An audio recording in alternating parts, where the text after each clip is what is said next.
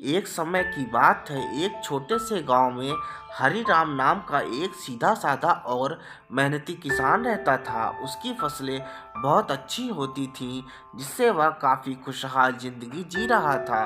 वहीं दूसरी तरफ पड़ोस के गांव में एक बड़ा ही धूर्त और चालाक ठग रहता था। वह साधु का वेश बनाकर सबको ठगता रहता था। किसान हरिराम का मित्र पड़ोस के गांव का था। वह साधु के द्वारा ठगे गए लोगों के किस्से सुनाता था, किंतु हरिराम ने अपने मित्र की बातों को मजाक में ले लिया। पड़ोस के गांव वालों को ठगने के बाद साधु ठग की नज़र हरिराम की अच्छी फसल और समृद्धि पर पड़ चुकी थी। वे हरिराम को ठगने का कोई मौका ढूंढ रहा था। एक दिन साधु ठग हरिराम के पास आया और हरिराम से मीठी मीठी बातें करने लगा। हरिराम समझ गया कि यह वही साधु ठग है जिसके बारे में उसके मित्र ने बताया था। हरिराम को यह यकीन हो गया कि उसके मित्र की बातें सच्ची थीं। साधु ठग ने हरिराम से कहा कि अरे किसान, मैं तो तुम्हारे खेतों की बरकत देखकर हैरान हूँ।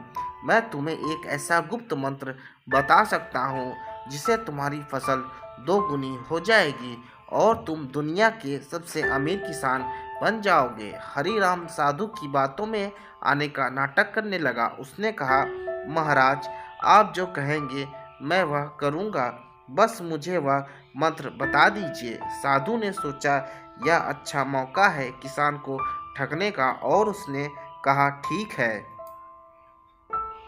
लेकिन मंत्र की एक शर्त है। तुम्हें अगले महीने की पहली तारीख को अपनी आधी फसल मुझे दान करनी होगी, तभी मंत्र काम करेगा।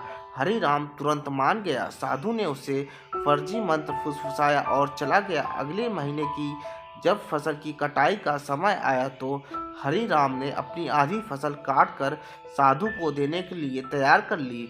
साधु ठग बड़े चाव से हरिराम के पास आया और बोला, लाओ किसान, मेरी आधी फसल दो।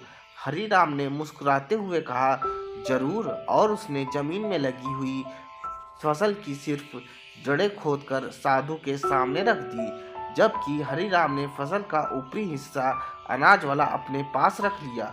साधु हैरान होकर बोला, यह क्या कर रहे हो? यह तो मिट्टी और जड़ें हैं, असली फसल कहाँ है? हरिराम ने शांति से जवाब दिया, महाराज, आपने मुझे आधी फसल मांगी थी।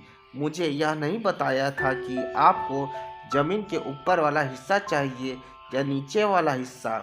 मैंने सोचा आप तो साधु हैं, शायद आपको जमीन के नीचे की पौष्टिक जड़ें ही पसंद आएंगी। मेरी तो फसल की जड़ें ही आधी फसल हैं। साधु ठग अपना सा छोटा सा मुंह लेकर रह गया। उसे अपनी चालाकी पर बहुत शर्म आई। उसने सोचा कि वह तो किसान को ठगने आया था, लेकिन किसान हरिराम ने अपनी बुद्धि से उसे ही ठग लिया। ठग साधु को खाली हाथ लौटना पड़ा और उस दिन के बाद से उसने कभी भी किसी सीधे साधे इंसान को ठगने की कोशिश नहीं की। शिक्षा, बुद्धि और समझदारी हमेशा धोखे और चालाकी से बेहतर होती है।